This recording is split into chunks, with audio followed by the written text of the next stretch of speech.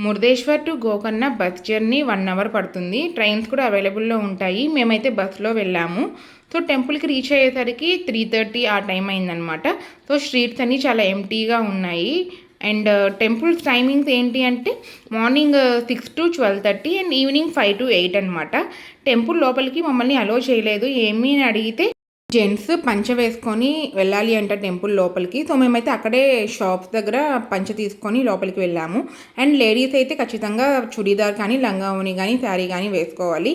And ఇక్కడ నేను చెప్పినట్లు మురుదేశ్వర్ స్టోరీలో వినాయకుడు ఇక్కడ ఆత్మలింగాన్ని ఇక్కడ ప్రతిష్ఠిస్తారనమాట. ఆ టెంపులే ఈ గోకర్ణ క్షేత్రం. మనము ఇక్కడ ఆత్మలింగాన్ని డైరెక్ట్‌గా టచ్ చేయొచ్చు. ఆ ఫీల్ అనేది చాలా పాజిటివ్ వైబ్స్ ఇస్తుందనమాట మనకి. ఈ టెంపుల్‌లో ఫారినర్స్‌కి నాట్ అలౌడ్ అనమాట. సో, వ్యూ చూడాలి అంటే morning time is the best time. ఎందుకంటే ఈవినింగ్ అని వెళ్తే మనము ఆ బీచ్ వ్యూ అనేది చూడలేమనమాట. బీచ్ వ్యూ మిస్ అయిపోతాము.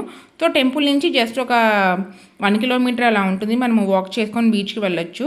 బీచ్ చూడంగానే ఎక్కడ లేని ఎనర్జీ వచ్చేస్తుంది. చిన్నపిల్లలం అయిపోతాము. మీలో ఎంతమందికి ఆ వైబ్స్ ఉంటుంది అలా బీచ్‌ని చూడంగానే నాకు కామెంట్ సెక్షన్‌లో చెప్పండి. కమింగ్ వీడియోస్‌లో మనకి కర్ణాటకలో టెంపుల్స్ అనేవి ఎక్స్‌ప్లోర్ చేస్తాను.